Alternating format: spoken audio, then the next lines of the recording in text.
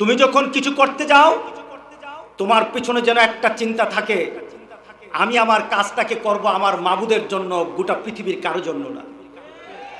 মানুষের সন্তুষ্টি নয়, মানুষের সাথে হিংসা বিদ্বেষ নয়, মানুষের সাথে সম্পর্ক বৃদ্ধি আমার উদ্দেশ্য তা নয়, বরঞ্চ মানুষের সাথে আমি সম্পর্ক করব আমার আল্লাহকে পাওয়ার জন্য। আমি আমার মাবুদকে চাই, আমি আমার মাবুদের ভালোবাসা চাই, আমি আমার মাবুদের ভালোবাসা নিয়ে মরতে চাই, আমি আমার মাবুদের মাগফিরাত নিয়ে আমি জান্নাতে উঠতে চাই। এটি আমার টার্গেট। কোন মাল মাখলুক, কোন মাল খালেক বেলা মাখলুক, কোন মাল মাখলুকে বেলা নফস। যখন তুমি মানবের জন্য কিছু করবা, মানবতার জন্য তোমার হাত যখন সামনের দিকে অগ্রসর হবে, কোন মানুষের জন্য তুমি যখন অগ্রসর হবা, ভিতরে তোমার কোনো চাহিদা থাকবে না, মনে মনে চিন্তা করবা আমি মানবতার সেবা করছি। কে বলেন? আমি নিজের চাহিদা রাখবো না, আমি নিজের কোনো ইচ্ছা রাখবো না। এই মাহফিল কোনো ব্যক্তির মাহফিল নয়, এই মাহফিল কোনো ব্যক্তির জন্য নয়, এই মাহফিল কোনো ব্যক্তিকে উঁচুতে আর নিচুতে নামানোর জন্য নয়, এই মাহফিল আল্লাহর জন্য। ঠিক কিনা? আমরা হতে পারবো কিনা বলেন? আমরা সবাই হতে পারবো তো ইনশাআল্লাহ? আল্লাহ কবুল করে নেবেন। ভিতরের পরিবর্তন আনেন। পৃথিবীতে মানুষ পরিবর্তন হচ্ছে, গোটা পৃথিবীর সব পরিবর্তন।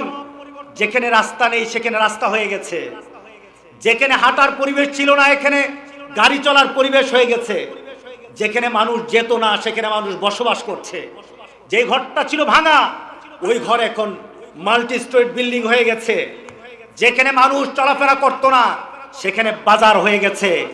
গোটা পৃথিবীর সব পরিবর্তন, মানুষের মূল্যবোধ পরিবর্তন হয় নাই। কে বলেন ঠিক আছে কিনা বলেন? মানুষ পরিবর্তন হয় নাই।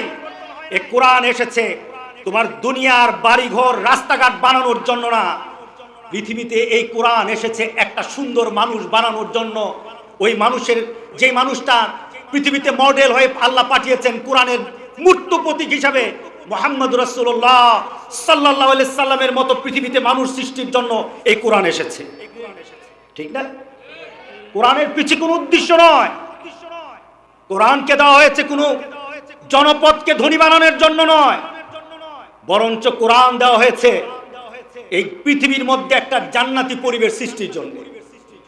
প্রমাণ মুহাম্মদ রাসূলুল্লাহ সাল্লাল্লাহু আলাইহি সাল্লাম। আল্লাহু আকবার বলি, বেশিক্ষণ কথা বলবো না। মুহাম্মদ সাল্লাল্লাহু আলাইহি সাল্লাম যেই সমাজে এসেছিলেন, পরিচিত সমাজ, পরিচিত সমাজ, কিয়ামত পর্যন্ত ওই সমাজকে না দেখো জানে। আমরা ওই সমাজে ছিলাম না, কিন্তু ওই সমাজের ব্যাপারে আমরা এতভাবে জানি, ওই সমাজের প্রত্যেকটি মানুষের পরিচয় জানি। আবু জাহেলের পরিচয় জানি, আবু লাহাবের পরিচয় জানি, উতবা সাইবার পরিচয় জানি, হিন্দার পরিচয় জানি। কি বলে জানেন না সবাই? আবার পাশাপাশি আবু বকরের পরিচয় জানি, উমরের পরিচয় জানি, উসমানের পরিচয় জানি, রেখে যাওয়া রাসূল সাল্লাল্লাহু আলাইহি সাল্লামের 1,24,000 সাহাবাদের সকলের পরিচয় জানি। আল্লাহু আকবার। আমরা সবাইকে জানি। পরিবর্তন আনলেন রাসূল সাল্লাল্লাহু আলাইহি সাল্লাম, একটা আমূল পরিবর্তন করে দিলেন গোটা পৃথিবীর।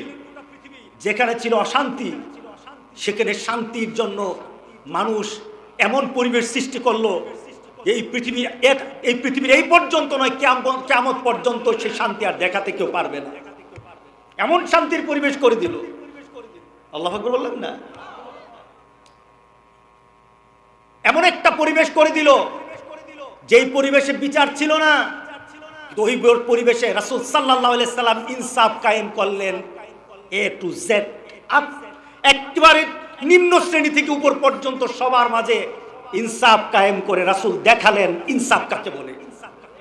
আল্লাহ, যে সমাজের নারীদের সম্ভ্রমের ইজ্জতের কোনো দাম ছিল না, ওই সমাজে রাসূল সাল্লাল্লাহু আলাইহি সাল্লাম নারীদের মর্যাদা দিয়ে বললেন, পৃথিবীতে যদি কোনো মানুষের জান্নাত খুঁজতে হয় তাহলে তার মায়ের পায়ের নিচে জান্নাত খুঁজো। আল্লাহু আকবার বললাম না? পরিবর্তন এনে গেছে। আমরা পরিবর্তন হতে চাই। আমরা পৃথিবীর পরিবর্তনের কথা বিশ্বাস করি না, আমরা বিশ্বাস করি আখিরাতে আমাদের অবস্থা সৃষ্টি করা, এটা আমাদের মূল টার্গেট। এই মাহফিল সাজানো হয়েছে 23তম 23তম দিয়ে এখানে এই দোয়া মনে হয় করা হয় নাই যে আমার বাড়ি, গাড়ি, সম্পদ, মর্যাদা, দুনিয়ার ইজ্জত বেড়ে যাক, বরঞ্চ আমার মনে হয় প্রতিটি মাহফিল থেকে একটা চিৎকার এসেছে, আমরা মুহাম্মদ সাল্লাল্লাহু আলাইহি সাল্লামের চরিত্রবান হতে চাই, আমরা কোরআন কিনে চলতে চাই, আমরা কোরআনের শ্রেষ্ঠত্ব নিয়ে দুনিয়াতে চলতে চাই। কি বলেন? এই আওয়াজ ছিল না?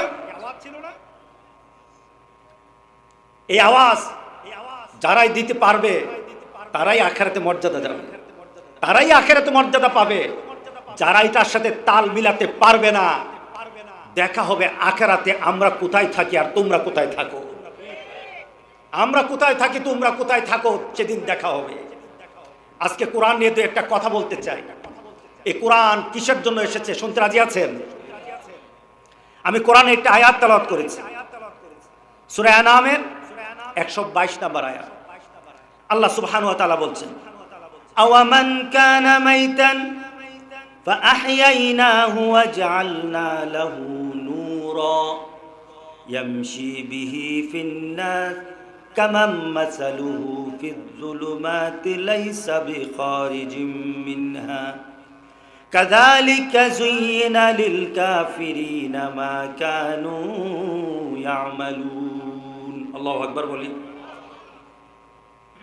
আওয়ামান কানা মাইতান ফাআহইয়াইনা, যে ছিল মরা তাকে আমি জীবন দান করলাম। দুনিয়াতে দেখতে মনে হয় সে জীবিত, আসলে তার জীবন ছিল না, সে ছিল মরা। এটা হযরত উমরের ক্ষেত্রে নাজিল হয়। হযরত উমর একটা পর্যায়ে ছিল পৃথিবীর মধ্যে সবচেয়ে বড় টেরর ছিল মুহাম্মদ সাল্লাল্লাহু আলাইহি সাল্লামকে হত্যা করার ঘোষণা যখন কাফেররা দিল, কেউই সাহস করে নাই, কেউ এমন সাহস করে নাই মুহাম্মদকে মারবে। উমর এত বড় টেরর হয়ে গেল, উমর দাঁড়িয়ে গেল, আমি মুহাম্মদকে মারব। এত বড় অবস্থান ছিল তার। যাদের সাথে দিন নেই, কোরআন নেই, ইসলাম নেই, এই আয়াতের মাধ্যমে বলা হলো সে ছিল মরা। উমর ছিল মরা, আসলে কিন্তু মরা না, জীবিত। তার সাথে কি ছিল না বলেন তো দেখি? কোরআন ছিল না। কোরআন না থাকার কারণে আল্লাহ বলতেছেন উমর হলো মরা। এক সময় সে মরা ছিল, কিন্তু যখন সে কোরআনের ছায়াতলে চলে আসলো, আল্লাহ বলেন তাকে আমি জীবন দান করলাম, তাকে জীবিত করে নিলাম। আল্লাহু আকবার বলেন। তাকে আমি জীবন্ত করে নিলাম। কেমন জীবন দান করলাম? সে শুধু নিজেই জীবিত না, আরেকজনকে জীবিত করার রাস্তা দেখানোর মতো ক্ষমতা সে পেয়ে গেছে। আল্লাহু আকবার। সে ছিল মরা। কেন মরা? তার সাথে কোরআন ছিল না। কেন মরা? তার সাথে আল্লাহ রাসূল ছিল না, এর জন্য সে মরা। উমর যদি তার জামানায়, রাসূলের জামানায় কোরআন হাদিস না থাকার কারণে, আল্লাহ রাসূল না থাকার কারণে উমর যদি মরা হয়, এই জামানায় যাদের সাথে আল্লাহ রাসূল নেই, কোরআন নেই, তারাও মরা। কথা ঠিক আছে কিনা বলেন? তারা মরা, তারাও এখন সেই কাতারে পড়ে যাবে। ওমরকে বলা হলো, উমর তোমাকে আমি আবার জীবন দান করলাম। সেই জীবনটা কি ছিল?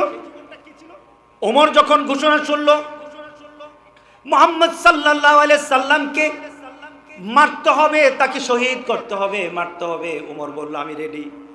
ওমর যখন রওনা দিল রাসূল সাল্লাল্লাহু আলাইহি সাল্লামকে মারবে, রাসূলের দরবারে ওমর এসে বলে, মুহাম্মদ সাল্লাল্লাহু আলাইহি সাল্লাম, আমি রওনা দিয়েছিলাম আপনাকে মারার জন্যে, কিন্তু পরিবর্তন হয়ে গেলাম, আমি ঈমান এনে নিলাম, আমি ঘোষণা দিয়ে আসলাম আমি ঈমান আনবো, আমি আপনার দরবারে চলে এসেছি, আপনাকে কি হত্যা করব, পরিবর্তন হয়ে এসেছি।